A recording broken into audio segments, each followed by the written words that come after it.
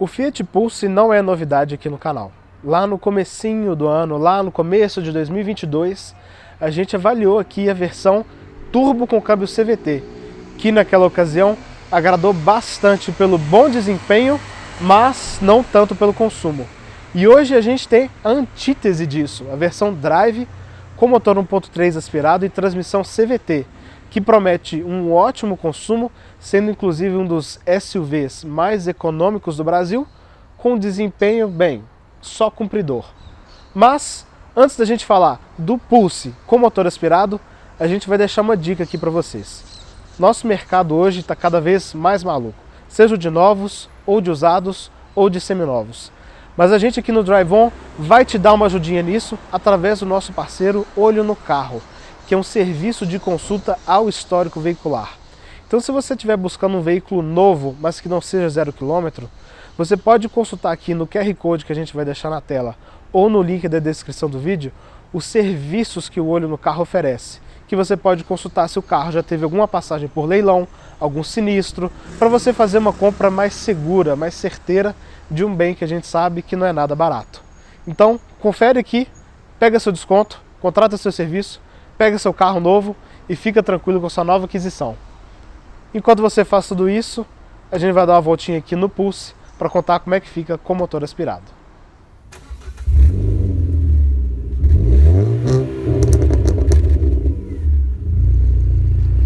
Lançado no segundo semestre de 2021, é interessante notar como o Pulse ainda chama atenção nas ruas por ser diferente. Então, parando em estacionamento, as pessoas perguntam: caramba, que carro é esse? Querem olhar. Nas ruas, você ainda nota as pessoas notando o carro. Que carro é esse? Aquele olhar clássico, né? Tipo, nunca visto na minha vida.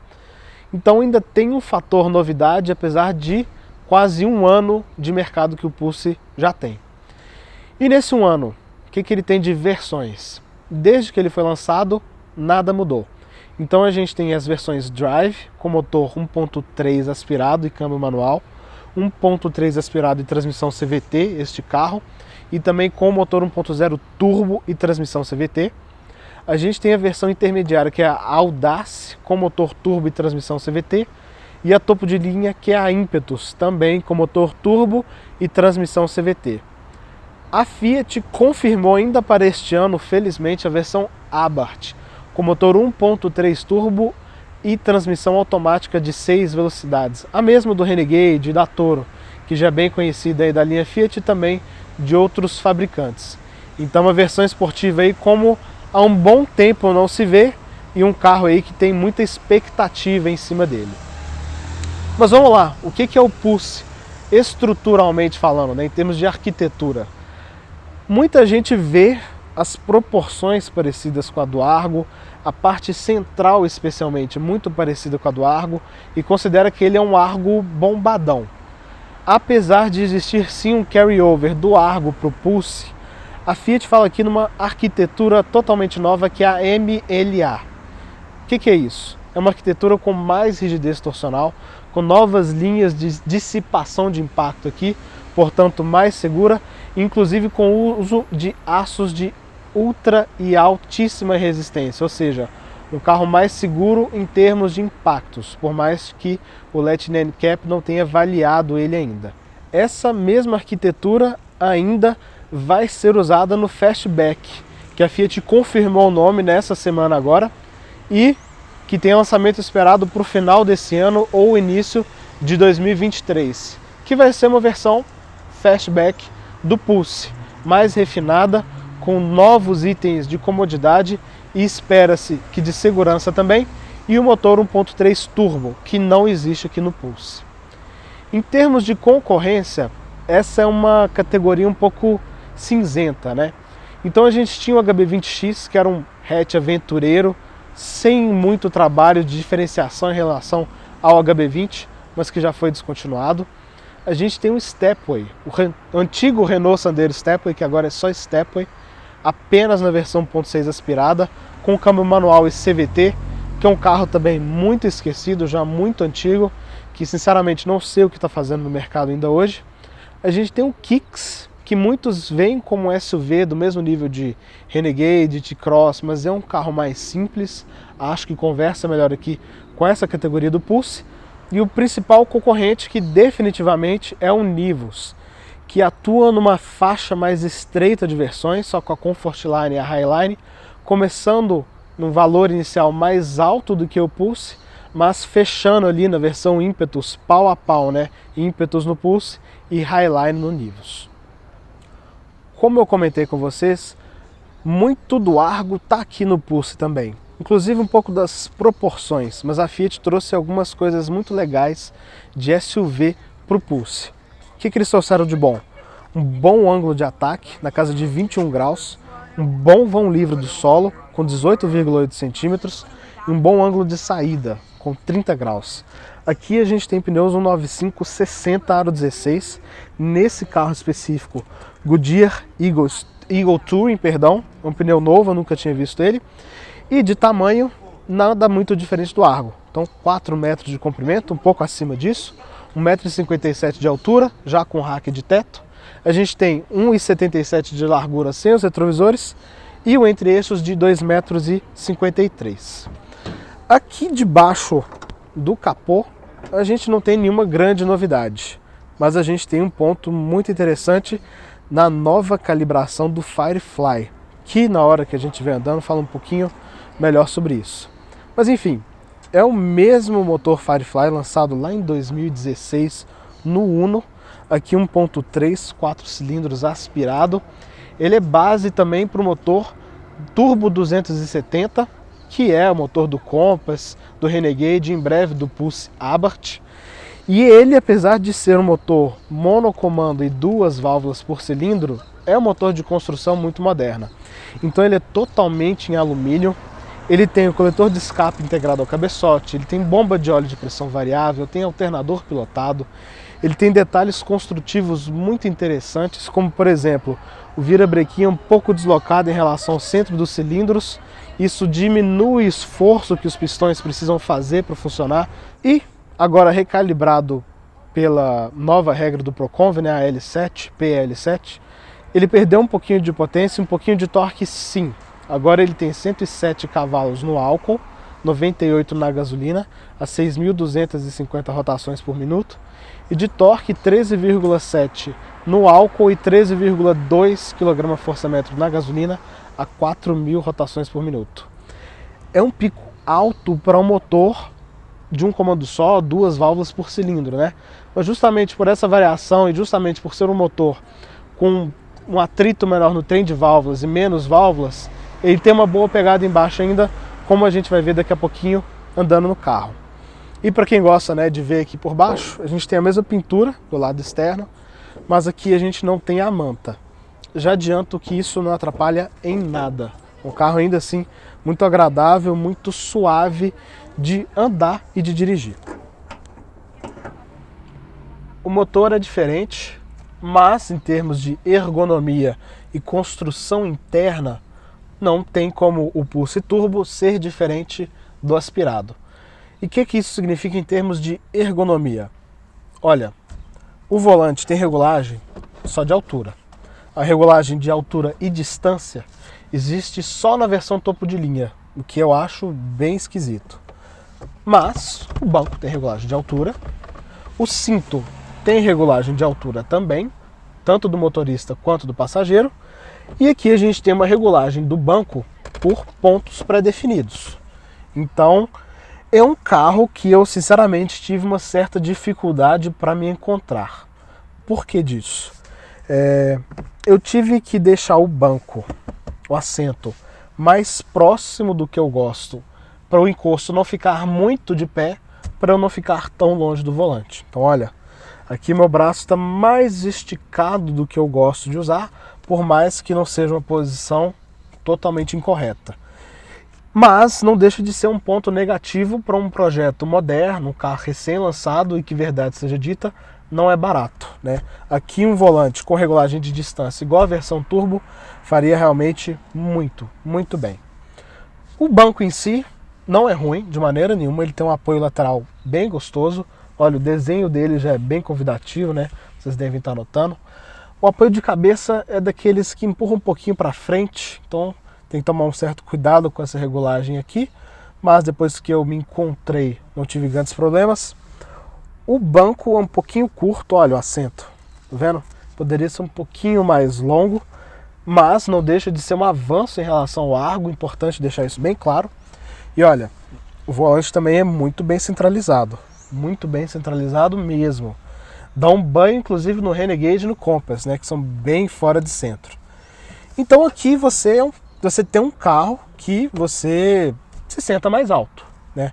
A primeira impressão, se você vem de um carro baixo, é de carro muito alto. Não só pelo capô, que você tem uma baita visibilidade do capô aqui, vamos dizer assim, né? Você vê o começo dele, você vê esses ombros que ele tem.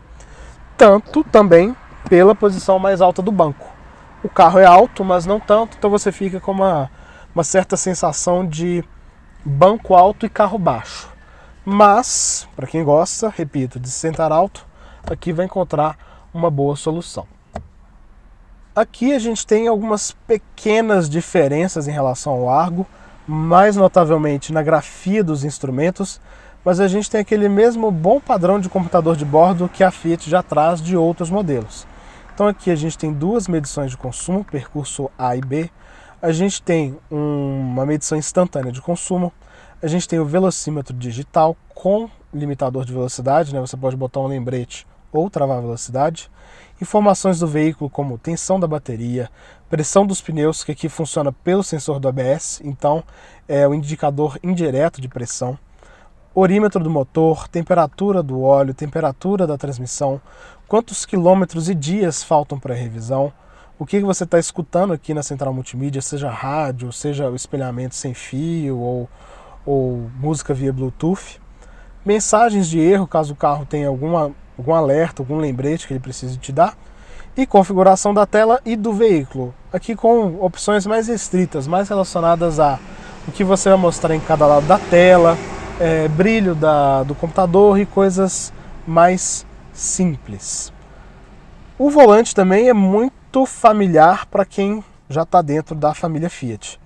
Então é a mesma peça que a gente tem no Argo e tinha no Renegade, mas aqui agora a gente tem a base um pouquinho mais achatada, tá vendo? São os mesmos raios, o mesmo desenho aqui, só que com uma nova almofada central.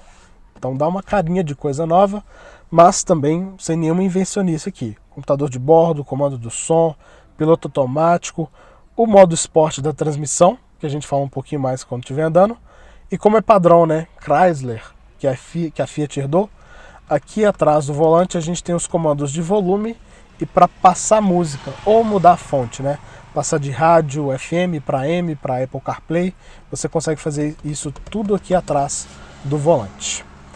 Falando em Apple CarPlay, aqui a gente tem a central de 8 polegadas. Este carro não está com a central de 10 polegadas, que é um opcional.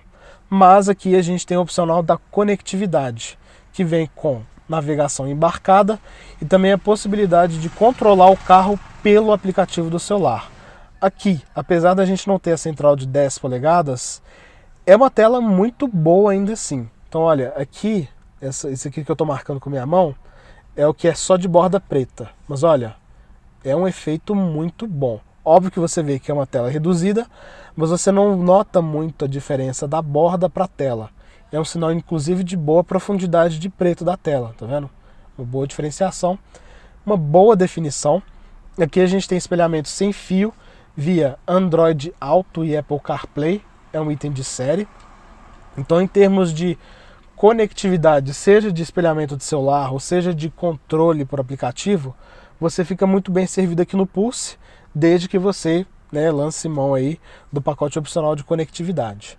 Mas uma boa tela com muitas configurações sim, você vê dados de consumo do carro, né, percurso, você consegue ver a câmera de ré traseira, você consegue mexer nas configurações aqui, diversas coisas, né? O barulho do sensor de estacionamento, luminosidade da tela, N configurações e nada muito complexo. Exige sim um tempo de adaptação, né, para você aprender tudo, mas depois que aprende, tá fácil. Aqui, uma solução muito legal da Fiat. Eu me lembro que da primeira vez que eu andei no Pulse, eu precisei de alguns poucos quilômetros para me situar com esses comandos. Mas depois que você entende e se acostuma, é uma solução muito prática. Por quê? Aqui nós temos comandos físicos para o ar-condicionado, são comandos que refletem na tela. Aqui você consegue configurar a temperatura do ar-condicionado e você apertando o botão, ele fica todo branco e você controla a velocidade do ventilador. Então isso aqui é muito interessante, é muito prático.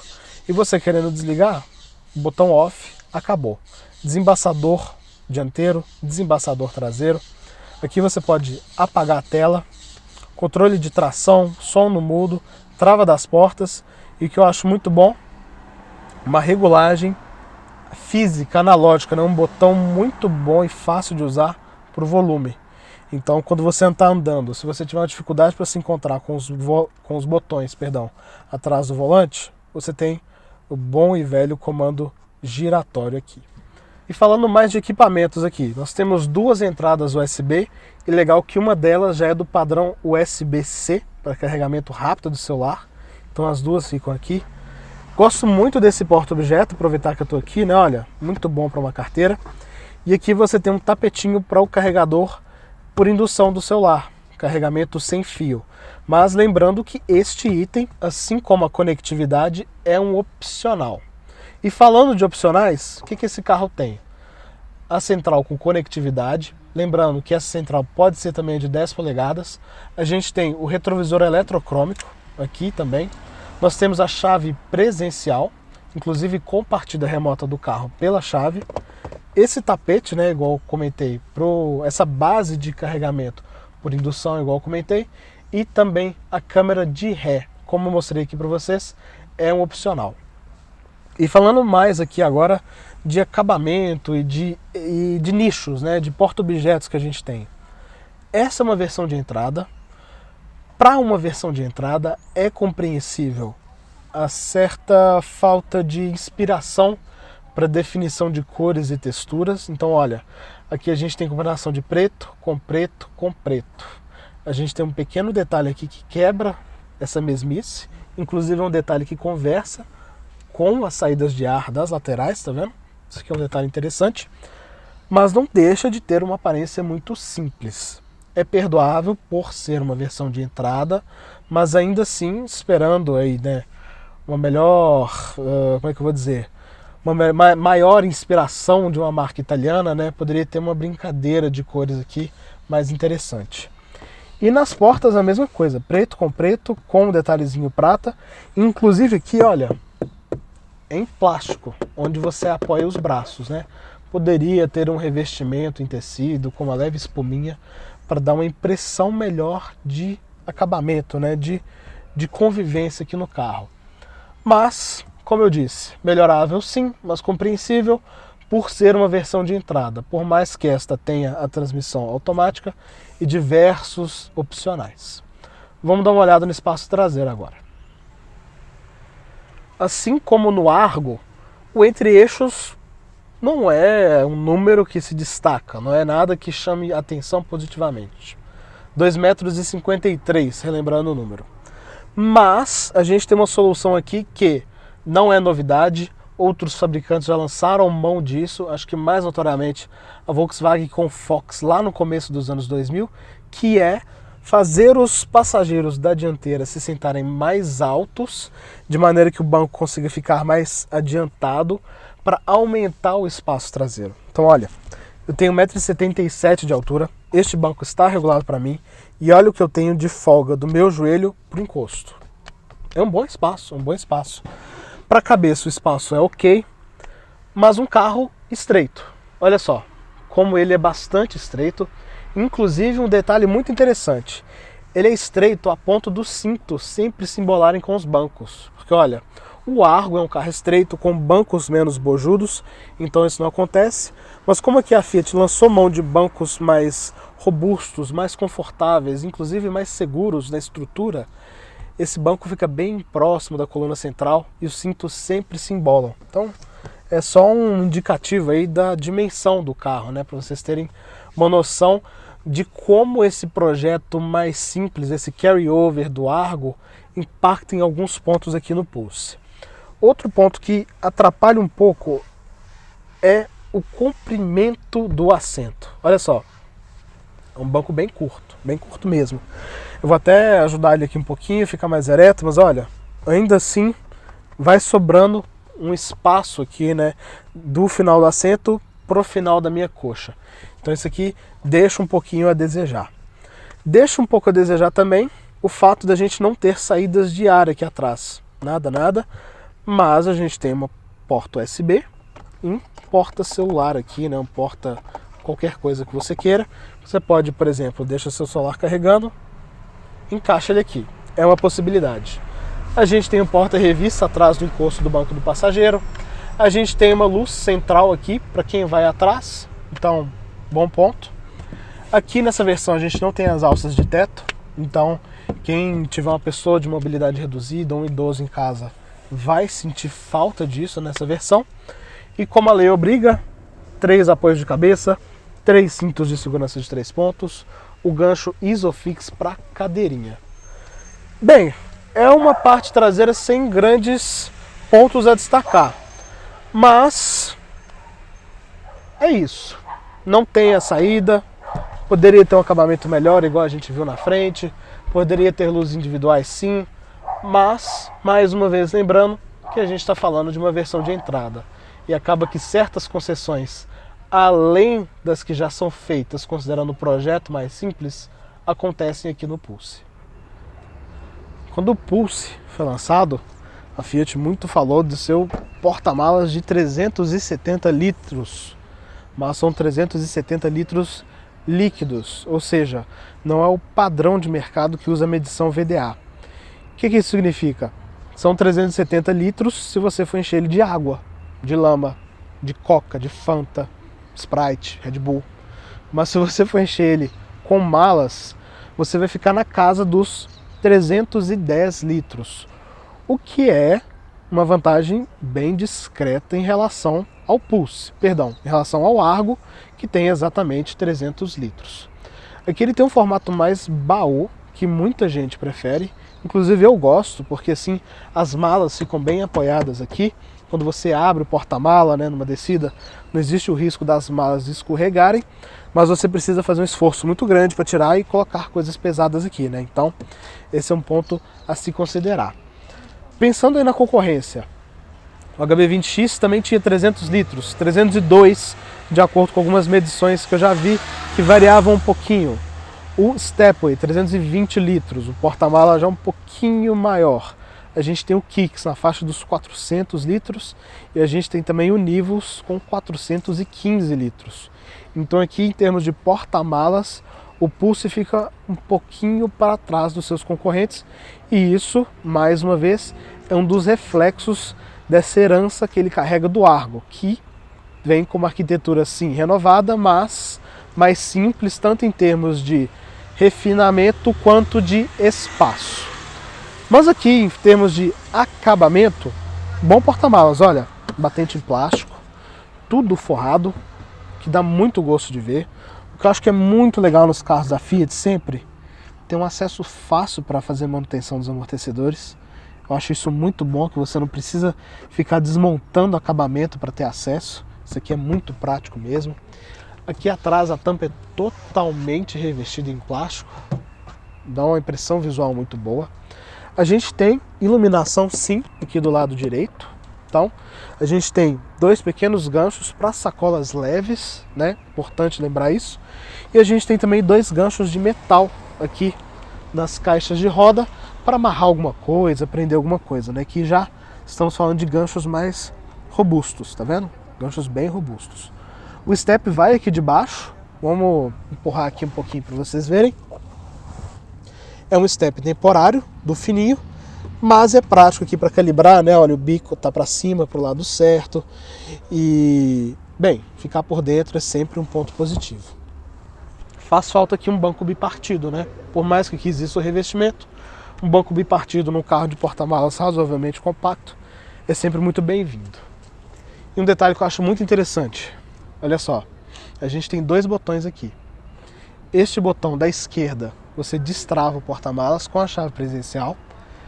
E o botão da direita, você trava o carro inteiro a partir do porta-malas também com a chave presencial. Então vamos supor que você veio só colocar uma mala, algumas compras aqui, abriu o porta-malas, beleza? Na hora de bater aqui, você não precisa ir na maçaneta ou pegar a chave. Você trava por aqui todas as portas. E como eu comentei também, a câmera de ré, que neste carro, nesta versão específica, é um opcional. Uma câmera de ré muito boa, eu devo dizer. Uma câmera de ré com uma definição muito boa, inclusive de noite. Então aqui, felizmente, a Fiat não economizou.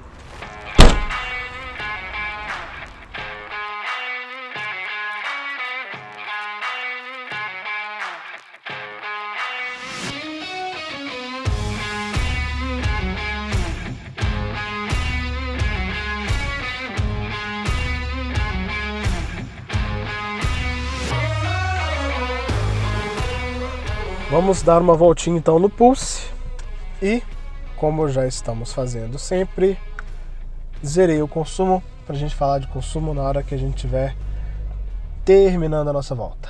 Então vamos lá. Existia uma grande curiosidade aqui do meu lado em andar no Pulse com motor 1.3. E o porquê disso? No ano passado, logo quando o Pulse foi lançado, ali ao redor de setembro, a gente estava avaliando o Argo Tracking com motor 1.3 e transmissão manual. O que, óbvio, transmissão à parte, é a versão que mais se assemelha ao Pulse que nós temos aqui hoje, né? A gente vai trazer a versão manual no canal ainda, mas existiu um interesse de saber como é que o carro ficou em termos de qualidade de rodar, isolamento e principalmente o comportamento do motor, né? Afinal de contas, existe uma herança do Argo, sim, mas não deixa de ser um carro diferente. E bem, como é que fica, né, as primeiras impressões? Com essa transmissão CVT, com um motor que funciona muito bem em baixas rotações, né, que tem uma pegada boa em baixa, o Pulse é um carro que não precisa de muito esforço para andar. Não significa que seja um carro veloz e muito rápido. Não. Com motor 1.3, razoavelmente pesado, né, pneus razoavelmente largos também, né, um 9.5 e uma transmissão CVT, desempenho é a última promessa do carro. Mas não deixa de ser algo que o que ele entrega aqui, né, não deixa de ser algo mais do que cumpridor para rodar na cidade, especialmente aqui em São Paulo, né, sempre tão cheio e com limites de velocidade bem baixos. E ajuda muito nessa missão de suavidade a transmissão CVT, que pessoalmente não é a minha favorita. Eu não morro de amores por esse tipo de transmissão. A sensação frequente de patinação é algo com o qual eu já me acostumei, mas não é algo que me agrada. Mas aqui, olha, eu tô a 30 por hora com pouquíssimo pedal e o carro ali na faixa das 1000 rotações por minuto. Então isso ajuda, né, o carro a ter um consumo bom, como vocês vão ver no final da nossa volta, entregando um desempenho razoável. Então aqui, por mais que a gente tenha o pico de torque numa rotação relativamente alta para um motor de 2 válvulas por cilindro, a gente tem muito dessa força em baixas rotações, a gente tem a variação de tempo de válvulas, então traz essa força. Então é um carro que desenvolve bem na faixa de 2000 sem precisar fazer muito esforço. Então é um carro ali que você anda sempre nessa faixa, economizando combustível e com desempenho ok. Ajuda nessa percepção boa de desempenho o acelerador um pouquinho nervoso. Assim como outros carros da Fiat no passado, aqui no comecinho do curso do pedal, a gente tem aquela sensação típica de botão liga e desliga. Então, vou tentar mostrar para vocês logo que o sinal abrir. Olha, botei o pé, agora com o ar-condicionado ele foi um pouquinho mais... de novo, agora deu para notar. Mas com o ar-condicionado ele fica um pouquinho mais suave nesse sentido, afinal de contas, né? Muda um pouquinho os parâmetros da injeção. Mas não deixa de ser um ponto que visa dar uma sensação melhor de resposta para o carro e afastar qualquer percepção de baixo desempenho que ele possa entregar. O pedal de freio também não é dos mais lineares, atende, mas em algumas situações de frenagem mais forte você sente que ele poderia ser um pouquinho mais progressivo, mas tudo bem nisso, que tá ok também. A gente tem uma direção muito leve, olha, é peso de um dedo, muito leve mesmo, muito boa. Não é a direção mais leve que eu já vi, inclusive a direção do C4 Cactus, que a gente avaliou recentemente, é até mais leve, mas aqui muito bom. E ela dá um nível de comunicatividade boa com o piso. Então, aqui em São Paulo, nessas faixas estreitas, né, que você precisa deixar o corredor aberto para a moto, você consegue ter uma percepção muito boa da diferença de asfalto aqui, né, das canaletas das laterais da pista, através da direção. Então, sinal de que, mesmo não sendo daquelas direções que batem muito, que quicam muito, afinal de contas, é um carro com a proposta SUV, né, tem um fator de isolar esse tipo de vibração e defeito de solo, ainda é um volante que te dá uma percepção legal do que está acontecendo com os pneus no asfalto. Então, ponto positivo aqui para a direção, e ganha um peso legal em velocidade. Aqui, infelizmente, a gente não conseguiu pegar a estrada com o Pulse, mas deu para notar aqui nas marginais, dando uma esticadinha ou outra, como que é uma direção boa. E não tem uma centragem das mais nervosas, tá vendo?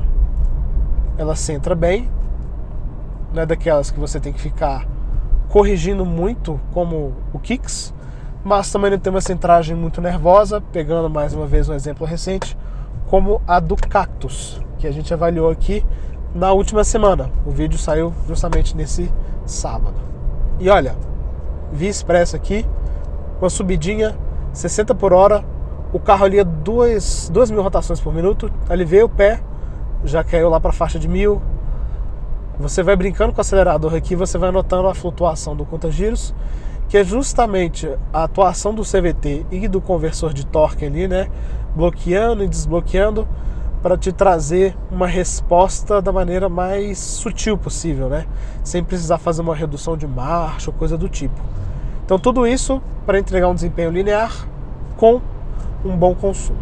A transmissão CVT aqui, no modo drive, ela simula marchas. E como que é essa simulação de marchas, né?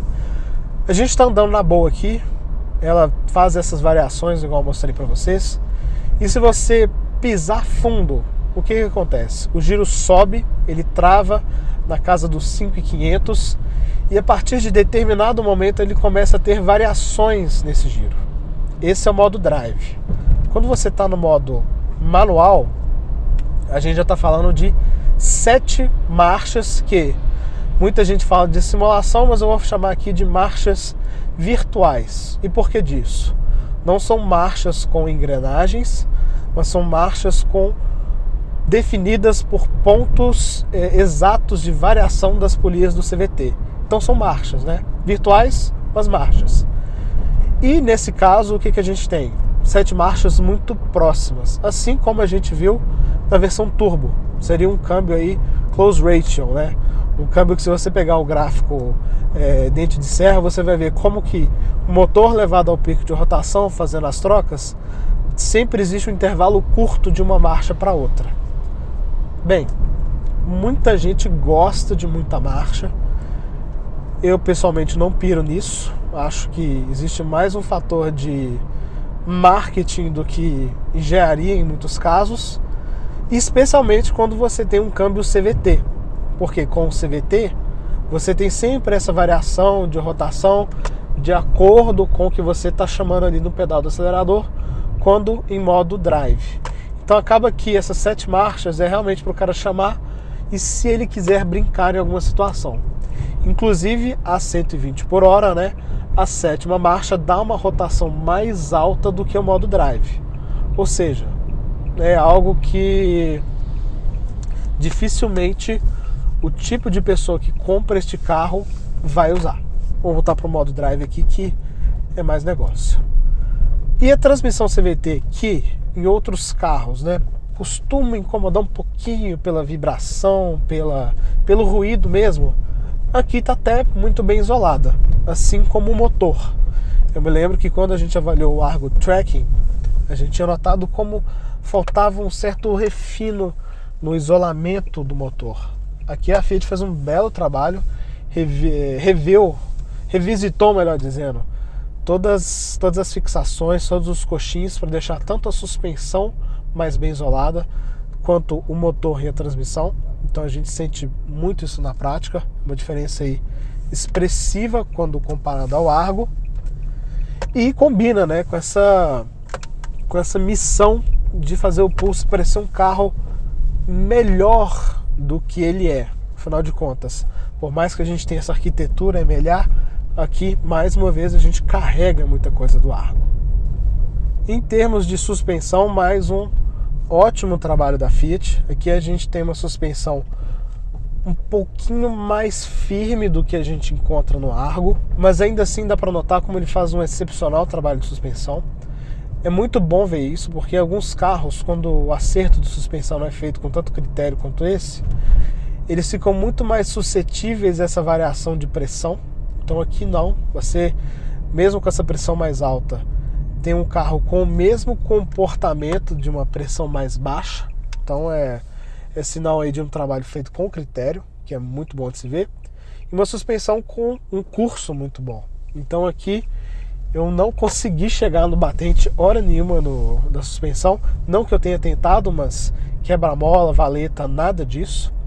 E tendo um bom ângulo de ataque, de saída e um bom vão livre, é um carro também que tem essa facilidade, né, com as valetas que são tão comuns aqui em São Paulo. E isso tudo com um bom comportamento, né? Igual eu falei, a gente não conseguiu pegar a estrada com Pulse, mas é um carro de bom comportamento, né? Isso você consegue notar mesmo na cidade. Então uma boa desenvoltura, um bom comportamento, uma suavidade de rodar, uma suavidade no isolamento de suspensão, tudo que agrada bastante no uso, né? Por mais que existam essas ressalvas de ergonomia que eu mostrei para vocês, essa questão de faltar uma regulagem de distância do volante, por mais que tenha esse acabamento simples nessa versão de entrada, aqui a gente está falando de um veículo urbano mais do que cumpridor e ainda com bons dotes para você encarar uma estrada. Vamos dar uma aceleradinha aqui no Pulse. Como eu disse, não é um carro de grande desempenho, mas vamos lá, eu vou chamar o kickdown. 3, 2, 1, chamei. Ó, o giro subiu para 5. Deu para notar como o motor faz um certo barulhinho, invade a cabine, mas em nível muito menor do que a gente vê em outros carros que são equipados com esse mesmo propulsor, né? E desempenho, como vocês viram, realmente não é grande coisa, atende para a cidade, mas, mais uma vez, não é a promessa. Encerrando com o consumo, nessa voltinha aqui que a gente deu, a gente fez, vamos lá, 9,1 km por litro, com uma velocidade média de 30 km por hora, com uma distância de 7,4 km. Nesses últimos dias que eu fiquei com Pulse, como é que ficou o consumo em situações mais variadas? Situação de trânsito muito ruim, digo assim, de sexta-feira, final de dia, chuva e ar-condicionado e trânsito lento na região central de São Paulo. A gente está falando aí de números na casa de 6,5 km por litro. Com o trânsito pesado, mas sem ficar completamente parado e sem ar-condicionado, a gente está falando aí de números na casa dos 7 km por litro. Com o trânsito mais leve, em avenidas de 50, 60, pode esperar aí números na faixa dos 12, 13 km por litro. Nas marginais aqui de São Paulo, isso não com trânsito totalmente livre, mas com trânsito fluindo bem ali, variando entre 70, 90, às vezes passando um pouquinho disso, esse carro fez 21 km por litro. Não é trecho curto não, trecho de 10 km. Então, definitivamente, é um carro muito econômico. Óbvio que em situação de trânsito intenso, em situação de arranque para, a gente tem uma transmissão aqui CVT com conversor de torque, é um carro que vai gastar mais combustível do que a sua versão manual. Pelo menos isso quando a gente pensa na teoria, né? Na prática a gente ainda vai comprovar. Mas não deixa de ser um carro com consumo muito bom para o seu porte, para o seu nível de equipamentos e porque ele traz em termos de comodidade de modo geral, né? Depois de 10 dias com Pulse Drive CVT aspirado, é muito fácil a gente editar os seus pontos positivos e negativos, mas também é muito desagradável notar que alguns desses pontos negativos são recorrentes em outros carros do grupo. Mas vamos lá, 3 pontos positivos chamaram bastante a nossa atenção nesses dias com Pulse. Primeiro deles, que felizmente também é algo rotineiro nos carros da Fiat do grupo, é o acerto de suspensão. Aqui a gente tem um carro com rodar mais firme, sim, mas o carro ainda com uma capacidade de absorção de impactos muito boa e um comportamento muito correto. Lembrando que é um carro que não tem nenhuma proposta esportiva, inclusive pela escolha dos pneus, mas é um carro que transmite segurança em curvas, sim, mas de uma maneira não esportiva, claro. O segundo ponto positivo é o motor. É um carro veloz? Não. Mas é um carro que, mais uma vez, não promete esportividade, não promete alto desempenho. E dentro do que ele promete, é um conjunto mecânico mais do que cumpridor. Para a cidade é um motor que não vai te deixar passando raiva em momento nenhum, e com um baita de um bônus que é o baixíssimo consumo de combustível, igual vocês puderam notar na nossa avaliação. Inclusive, muito melhor do que a versão turbinada.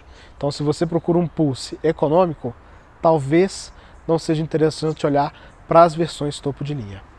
E o terceiro ponto positivo é a suavidade do carro, a suavidade de rodar de modo geral.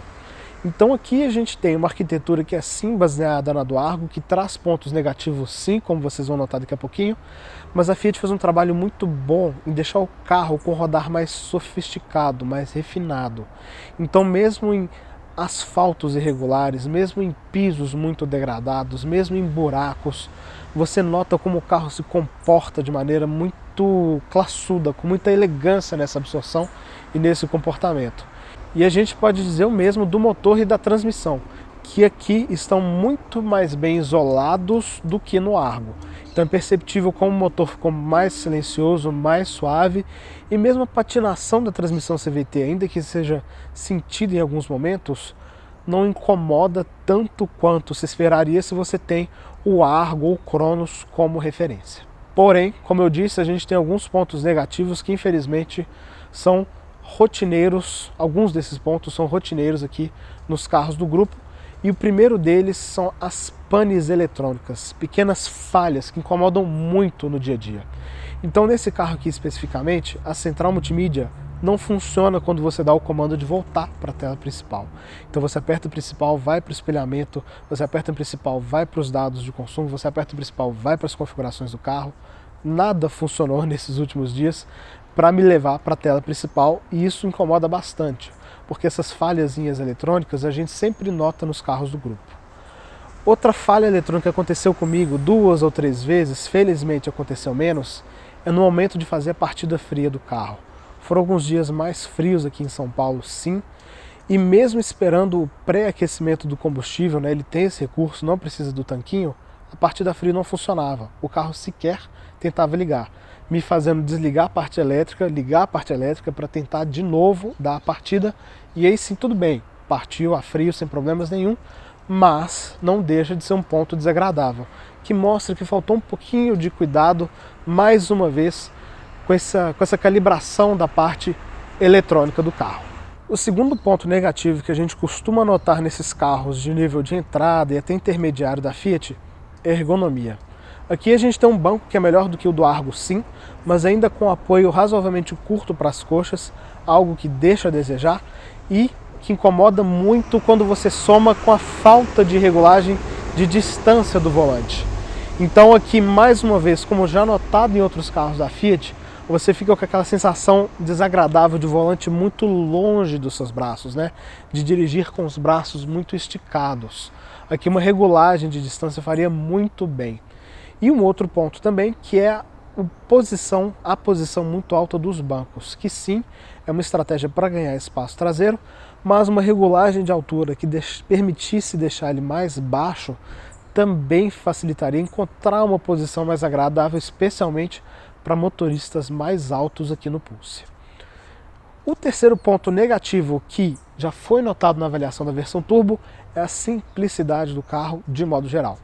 Tudo bem que aqui a gente tem uma versão de entrada. Isso significa um acabamento mais simples, tanto em termos de montagem quanto de definição de cores, mas aqui a gente notou pequenas falhas de montagem que são desagradáveis mesmo para uma versão de entrada, especialmente considerando o valor deste carro. A gente nota também como a arquitetura, que pode ser nova, como a Fiat disse, mas que traz muito do Argo, traz algumas limitações desagradáveis quando você pensa em espaço, um carro estreito, quando você pensa em ergonomia, como eu levantei, e quando você pensa até em recursos que o Pulse ganhou com ineditismo, como por exemplo os faróis de LED, que sim, são faróis que cumprem a sua missão, mas sem muito brilho, né? Com um facho bem centralizado, uma luz um pouquinho mais fraca do que deveria. Enfim, são pontos que mostram como que, por mais que tenha existido um esforço muito bom da Fiat, que eles tenham conseguido refinar o carro em diversos aspectos, como que essa arquitetura deixou muitas limitações aqui para um veículo que já começa a brigar com faixas um pouquinho mais sofisticadas no nosso mercado. E diante disso tudo, então, você pode achar que eu não recomendo o Pulse, que eu não gostei do Pulse. Mas olha, tenho que dizer que eu gostei mais da versão aspirada de entrada do que a semi-topo de linha com motor turbo. E o porquê disso? Bem, o Pulse é sim um carro com muitos pontos simples, como a gente acabou de ver, mas ainda assim um carro muito agradável de dirigir e muito polivalente para a cidade. Então a gente está falando de um carro que não é muito grande, com um pouco mais de 4 metros de comprimento, com boas características de um SUV que são muito importantes, especialmente aqui em São Paulo. Então você tem uma facilidade de vencer valetas muito grande pelo bom ângulo de entrada, você tem bons pneus aqui altos que te dão uma tranquilidade de rodar, uma resistência a buracos, um bom vão livre, itens modernos de conectividade como controle pelo celular, bons equipamentos de comodidade, ainda que sem muito destaque. Então, como uma versão intermediária de entrada ou de entrada com motor automático, o Pulse convence bastante. O problema disso, não só do Pulse, mas como de todo o nosso mercado atual, é o preço. Este carro aqui, exatamente como que temos, com esses opcionais e essa pintura em 2 tons, custa hoje, em meados de junho, aqui em São Paulo, R$ 114.828. Não dá para dizer que é um carro barato, especialmente porque nessa faixa a pessoa já consegue olhar um pouquinho mais para os SUVs de entrada, os SUVs mais tradicionais, como Creta, Tracker, T-Cross, ali na faixa de 110, 115, e para o Nivus Comfortline, que seria uma versão intermediária que já briga com o Pulse Audace, aí já com motor turbo, outros equipamentos de assistência à direção, que essa versão aqui do Pulse não tem, e também um projeto mais refinado e mais espaço interno. Então a grande sina do Pulse é essa, é um carro muito bom sim, um excepcional trabalho de engenharia quando você pensa de onde a Fiat partiu, mas ainda um nível um pouquinho abaixo quando você olha para os seus principais concorrentes. A ideia da Fiat, pelo que nos consta, é que isso seja resolvido com o lançamento do Fastback, que vai carregar muito do Pulse, inclusive o visual dianteiro, com maior espaço interno, maior porta-malas, mais opções de motores turbinados e mais equipamentos de comodidade e segurança. Dito isso, encerramos aqui a nossa avaliação do Pulse Drive 1.3 CVT. Agora a gente fica com a missão de trazer também a versão manual com esse mesmo motor, para ver se vai ser tão agradável assim. Enquanto isso não acontece, você pode deixar suas dúvidas, seus comentários e especialmente seu like aqui no vídeo. E a gente se vê aqui no Drive On no próximo sábado ao meio-dia.